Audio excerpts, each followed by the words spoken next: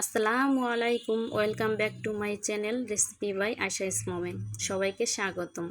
আজকে আপনাদের করে দেখাবো আলুর পাকোড়া বা আলুর পেঁয়াজু, মুচমুচে আলুর পাকোড়া। খেতে কিন্তু দারুণ মজা, সকালে বা বিকেলের নাস্তায় চায়ের সাথে কিন্তু দারুণ লাগে। আর খুবই অল্প সময়ে কিন্তু বানিয়ে নেওয়া যায় এই আলুর পাকোড়া, আর খেতেও কিন্তু দারুণ মজা লাগে। তা আজকে খুব সহজভাবে দেখানোর চেষ্টা করেছি আমি এই আলুর পকোড়াটা, যে কেউ বানাতে পারবে আর খুবই অল্প সময়ের মধ্যে বানিয়ে নেওয়া যায়। তো চলুন তাহলে মূল রেসিপিতে চলে যাই। এই যে আলুর পাকোড়া বানানোর জন্য আমি এখানে দুইটা আলু নিয়ে আলু দুইটা ছিলে তারপরে আমি ধুয়ে নিয়েছি, আর এরকম একটা গ্রেটার নিয়ে নিয়েছি। আলুটাকে গ্রেট করে নিব ভালো করে একদম। এই যে আমি চিকন সাইডটা দিয়ে তারপর আলুটাকে গ্রেট করে নিব, আর মোটা সাইড দিয়ে করলে কি বেশি মোটা হয়ে যাবে, দেখতেই পাচ্ছেন। এই যে আমি আলুগুলোকে গ্রেট করে নিয়েছি, এই যে এরকম চিকন।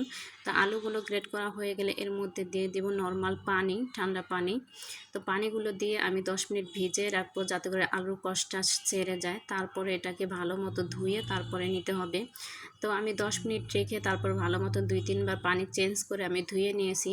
আর এইভাবে হাত দিয়ে ভালো করে চিপে চিপে পানিগুলো বের করে নিতে হবে, যাতে করে কোনো পানি না থাকে আলুর ভেতরে, তাহলে কিন্তু পরবর্তীতে পানি ছেড়ে দিবে। তো আমি দেখতেই পাচ্ছেন আমি কাজটা কিভাবে করছি, ভালো মতন একদম চিপে চিপে আমি পানিগুলো বের করে নিয়েছি। তো এখন আলুর ভেতরে আমি দিয়ে দিলাম কাঁচামরিচ, তারপর দিয়ে দিলাম ধনিয়া পাতা। আপনারা ঝাল যার যার স্বাদ মতো এখানে দিয়ে দিবেন। তো এখানে হাফ কাপের মতো পেঁয়াজ কুচি দিয়ে দিলাম আমি, কারণ আলুর পাকোড়া বা পেঁয়াজের মধ্যে কিন্তু পেঁয়াজটা একটু বেশি দিয়ে ভালো লাগে। তারপর দিয়ে দিলাম জিরার গুঁড়া হাফ চা চামচ, হলুদের গুঁড়া হাফ চা চামচ, স্বাদ মতো লবণ। এর মধ্যে একটা ডিম ভেঙে দিলাম এবার।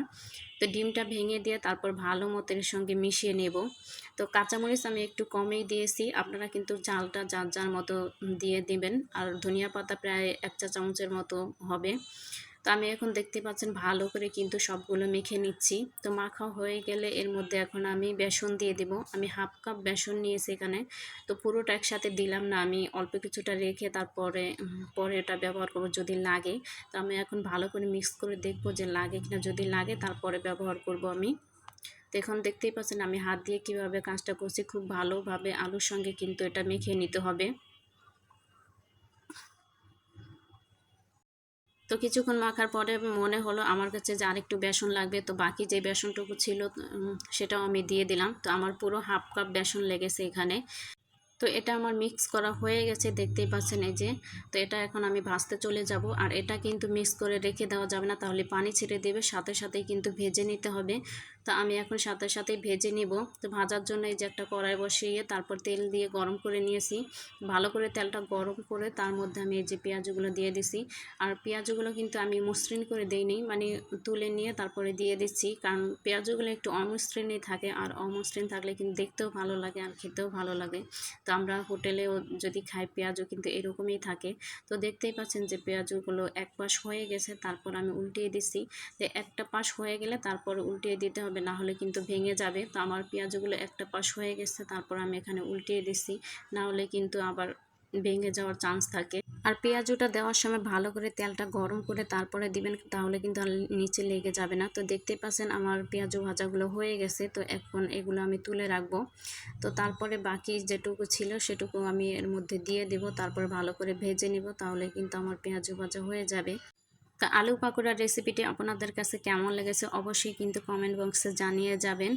আর যারা এখন আমার চ্যানেলটা সাবস্ক্রাইব করেন নাই, অবশ্যই সাবস্ক্রাইব করে পাশে থাকা বেল আইকনটি বাজিয়ে দেবেন, যাতে করে আমি নতুন কোনো রেসিপি ছাড়লে সাথে সাথে আপনাদের মোবাইলে নোটিফিকেশন চলে যায়।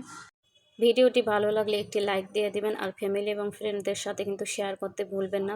তো পরবর্তী রেসিপি দেখার আমন্ত্রণ জানিয়ে এখানেই বিদায় নিচ্ছি। ভালো থাকবেন, সবাই সুস্থ থাকবেন, আর আমাদের জন্য দোয়া করবেন বা আমার জন্য দোয়া করবেন, যাতে করে নতুন নতুন রেসিপি আপনাদের সাথে শেয়ার করতে পারবেন। তো ভালো থাকবেন, সেই পর্যন্ত সুস্থ থাকবেন। আল্লাহ হাফেজ।